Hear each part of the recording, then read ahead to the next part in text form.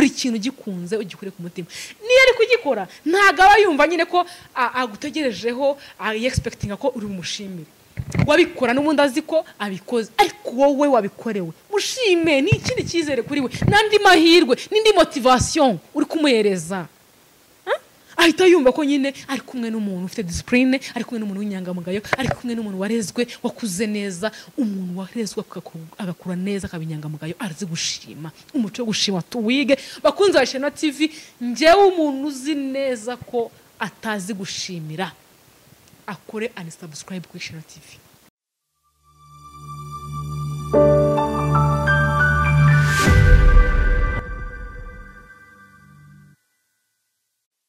Nasuzwa na Isherina Kamikazi w'Abanyarwanda nizere ko umeze neza rero bano mudukurikiye muri geno hatandukanye impande z'igihugu no kuri mwese nabasuhuje cyane comment zanyu ndazibona nkabikunda we nkumva nishimye nkumva koko ndi kumwe n'abantu kandi ko ibyo nkora bibonwa n'abantu dore ko ari namwe nkorera bakunzi ba Isherina TV rero uyu munsi hano nifuje ko tuganira kuri koti iri mu rurimi rw'Ikinyarwanda iri mu rurimi rw'Ikinyarwanda ivuga ngo iki rero ari ugusaba wo wimye no kwimwa nuwo wigeze guha gito isoni ni ikihe ndabisubiramo uri umuntu uri umunyarwanda urumva kandi urakora ucira mu gaciro uca bugufi ubana n'abantu societe bibamo ni byiza ariko noneho hano hari ikintu kigomba kugutera isoni ikindi kigutera isoni kimwe kiravuga ngo aho gusaba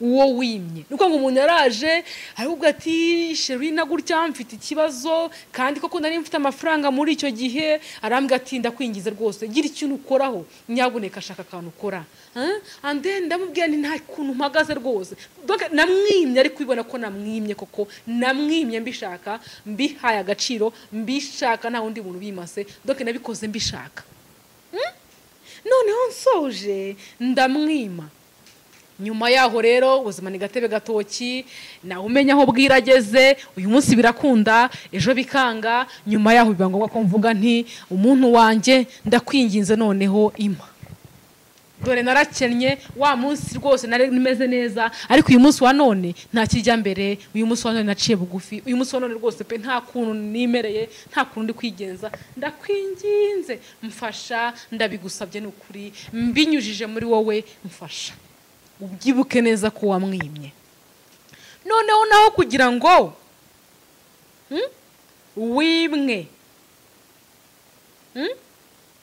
n'uwo wigeze guha none icyo gihe nari ndyoshye nari mfite amafaranga nari imeze neza nari nishimye numvaga life iri kugenda neza numvaga nafasha icyo gihe nari mfite umutima wo gufasha ariko ubuzima ni gatebe gatoki nawe umenya aho bwirageze isi ni ngari isi ni muzunguruka nza gukena nza gukubitwa ayicyuza aranshirana ndagenda mbahariya numva noneho ndakennye life iranze numva nyine ncitse amazi muri societe amafaranga niyo wamaze kuyabura wacitse amazi ibyo ni ibintu bizwi cyane nyuma yo kubura amazi nibuka ko nigeze kugira neza Kavuna nibuka ko nigeze kugira neza Yannick nibutse ko nigeze kugira neza Sete yo mita nibuka ko nigeze kugira neza Motobanks bombi ndabakura neza numva ndanyuzwe numva ndishimye mutwe ndavuga ni reka mpamagare Yannick mpamagaye Yannick arambwira ati hari kera bro hari kera mukobwa nta kintu nakumarira can you imagine none igiteye isoni niki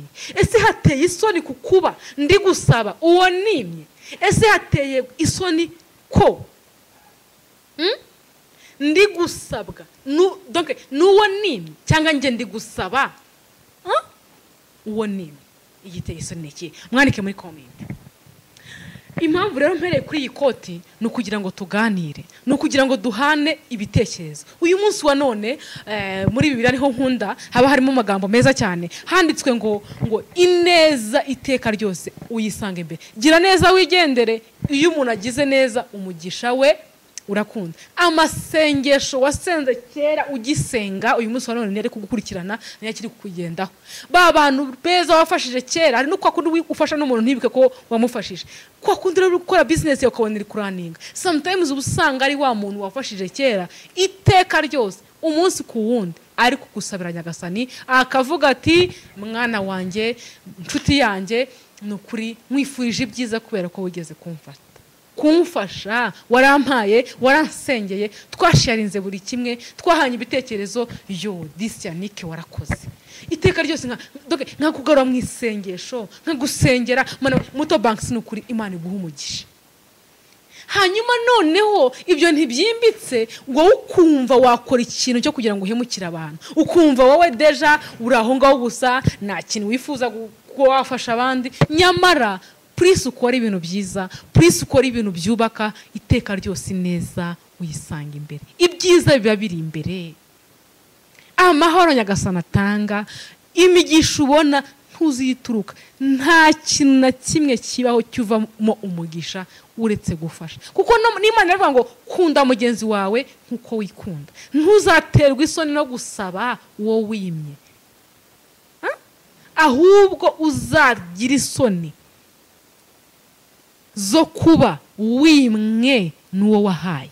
Buri icyo gihe rwose bizagutera isoni ugati koko uyu muntu njyewe ubwanjye nifate mufashe nijye kumusaba byange, ariko ntuzigere ugira isoni zo kujya gusaba wa wundi wimye, kubera ko uriya muntu nujya kumusaba azaguha kugira ngo akurute akumvishe n'iryo somo.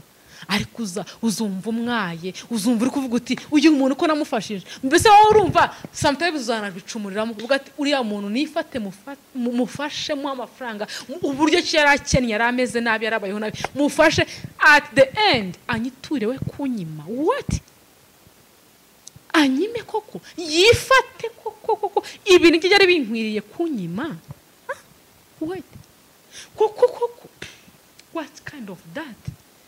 Byagenze bite? Wumva nyine wumva nyine birakurenza, ariko nujya gusaba wowe wimye uzagenda uri fier, kubera ko burya iyo uri gusaba umuntu wimye ntabwo uri gutekereza ko wamwimye, wowe wumva nyine ari ibyanyabyo, nyine ari ibikwiriye yarakize. Sometimes no yuko wowe ujya kumusaba donc uzi ko muziranye kandi koko waranamwimye, ubu uzi ko ari kumenyana gusa agomba kugufasha.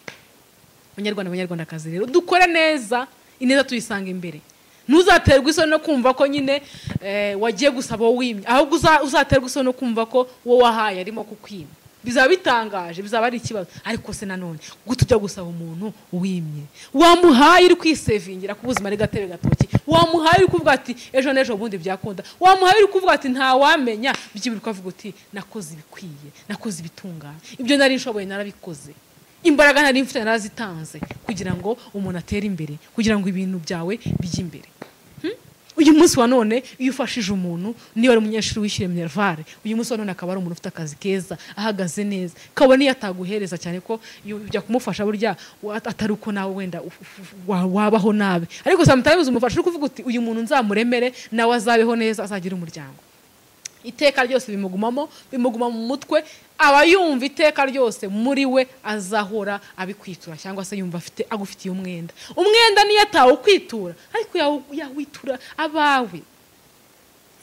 Bishoboka umwana wawe byakwanga akaba ari umufata, bishoboka ko wava mu buzima umwana wawe akamurihira minervare, bishoboka umwana wawe ajya kuburara akaba ari umufasha, birashoboka mu buryo bumwe ndetse n'ubundi.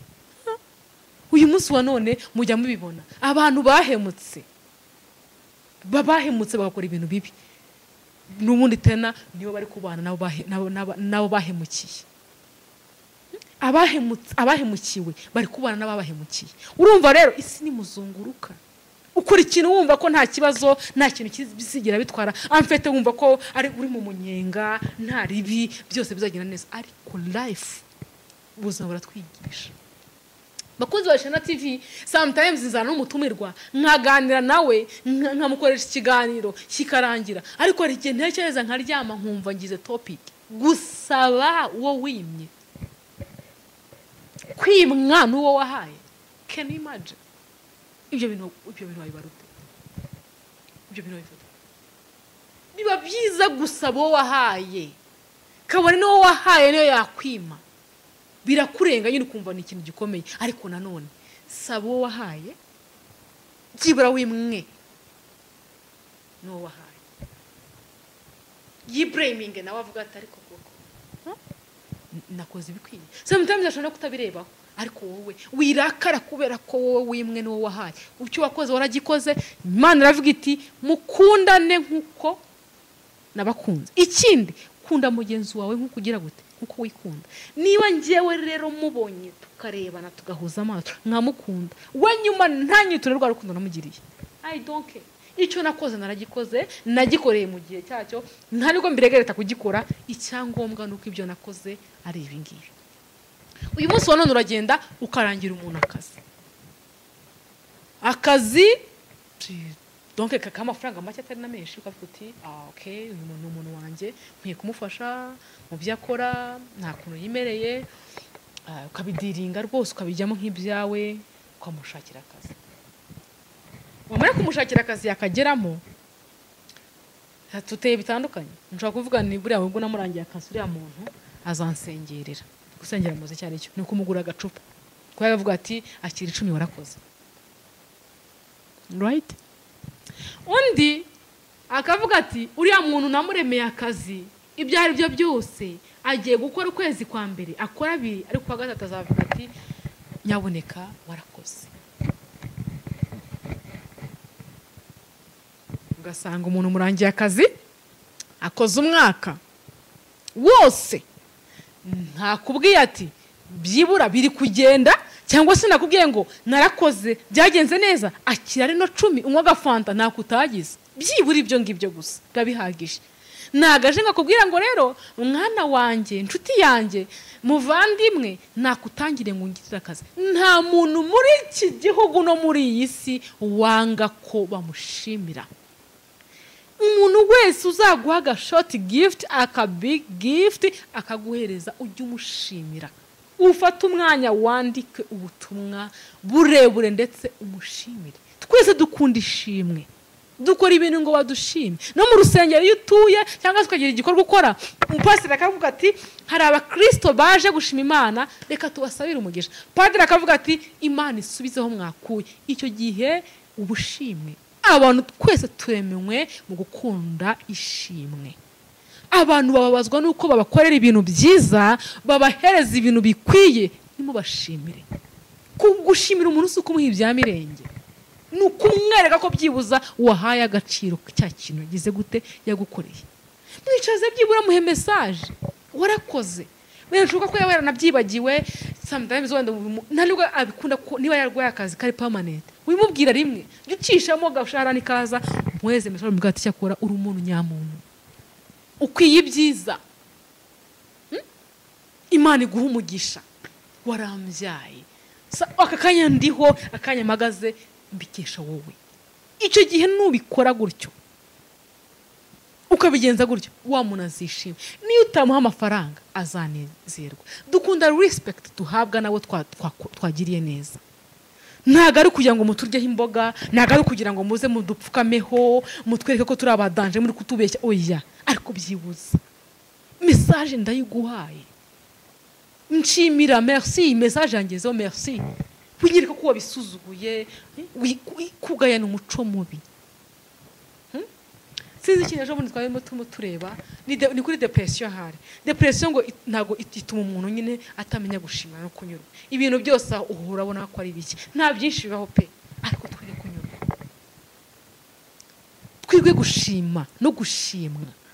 Umuntu we nawe tekereza, iyo uhaye umuntu 1000 akakwandikira message ati wari kuba umpaye 2, uhita uregreta na wa mugisha wari urumukuyeho, ukumvura utakaje. Uhita uvuga uti iyo menya rero niko kantu kabi, uba wicujije. Kandi muri biranditse ngo ntuzicuze mu mategeko y'Imana uko ari 10. Ntuzicuze, kora ikintu gikunze ugikure ku mutima. Niyo ari kugikora ntago aba yumva nyine ko agutegerejeho, expecting ko uri umushimire. Wabikora n'ubundi azi ko abikoze, ariko wowe wabikorewe mushime. Ni ikindi cyizere kuri we, nandi mahirwe, nindi motivation uri kumuhereza. Ahita yumva ko nyine ari kumwe n'umuntu ufite discipline, ari kumwe n'umuntu w'inyangamugayo, ari kumwe n'umuntu warezwe, wakuze neza. Umuntu warezwe agakura neza, akabinyangamugayo, arazi gushima. Umuco wo gushima tuwige. Bakunze Ishema TV, ngewe umuntu uzi neza ko atazi gushimira, akore unsubscribe ku Ishema TV. Gose pe. Umuntu uzi ko adagira umuco wo gushima ndawumutoje mushimire mwige gushimira ndashaka abakunzi bankurikirana bazi gushima gatubonye ugashimire merci urakoze mwige kunyurwa numubwira ngo urakoze ejo uzamubwira ati mwarakoze ya mafaranga byagenze neza ariko nanone nasabaga niba byakunda ko byagenewe wa muntu washima yazavuga ati uyu muntu buriya koko nibyo ariko se niba yaguhaye nuvuge ejo ati none amafaranga yamaye ko nakoresheje akaba make bigende bite what uwo muntu umwangije mu mutwe so twige gushimira twe guha respect abantu baturenzeho niyo umuntu ubona koko ko ari ikintu umukeneyeho igakumucaho bugufi ige kubana nawe neza mu mahoro umenye ko nyine ko kurenze ko kuruta ko ari boss wawe birashoboka ko ufite wenda icyo wowe ungomba nanjye nkagira ikintu ngomba ndabyemera ariko nanone ibyo tugombana naga ari bimwe ibyo ushoboye si byo nshoboye twese tugiye turutanwaho hari ibyo nakora utakora nawe hari ibyo wakora ntakora twubahane rero ariko nanone niba twubahana tuzi ko neza ko uyu munsi wa none umuntu neza uriho neza uri umukuru w'umuryango ni umuntu ufite ubushobozi ni umuntu ufite imitungo kurusha abandi bw'ibyo rero bisobanuye ko umuntu urumva ufite amafaranga aba yubashwe muri societe ubwo n'ubundi umuntu kurenzaho mu buryo buri financial ukwiye kumwubaha ukwiye kumushimira duke ubonye tuturutse we ukamubwira ati merci nagigora nagirijyana mu matwi merci iraryoha nawe uyibwiye wakwishima na mwarimu iyo muri class yabaga yapfukamishije akabwira ati ngo mujye kwicara mukagenda nimuvuga ati murakoze yarakubwiraga ngo garuka upfukana nta hantu bitandukanye no kucyagira cyo kuvuga ngo gusaba imbabazi abantu bafite depression bakagombye kuba barangwa n'iyo mico mibi yo kudashima no kudatanga respect no gusaba imbabazi ni umuco mwiza niba ndi mu makosa niba wagiranye n'umuntu ikibazo niba wabonaga ko wenda ufite umuntu mutari kuhuza muhamagare umubwire atari kose ninjye impamvu zaturutseho ni wowe zaturutseho bizagenda neza sometimes abantu bakora ibintu nk'ibyo ngibyo badakunda guca bugufi ngo basabe imbabazi ubusanga aribo bari mu makosa ubusanga ariko bwati n'ubundi uyu muntu yamaze kumvumbura yamaze kubona amabi yanjye n'amakosa yanjye icyo nakora cyose nta kintu nakora kugira ngo mubanire yishime n'ubundi ntiyambabarira akahitamo kudesida kugenda ariko umuntu niba gukoreye amakosa muhamagare mwicare ntago ari inyamaswa nawe si inyamaswa umuntu mukoranye umwaka 2-3 muziranye gutyo ntago ari umuntu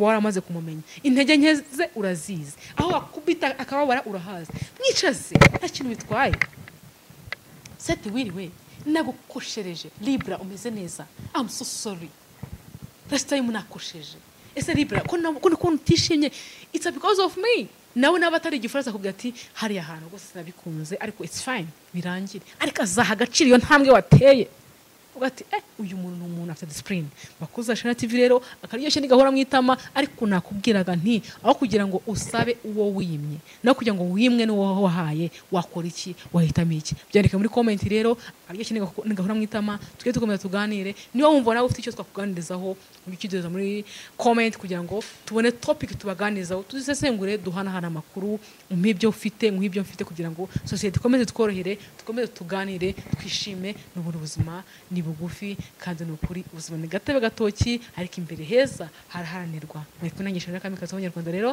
sosubutaha ciao ciao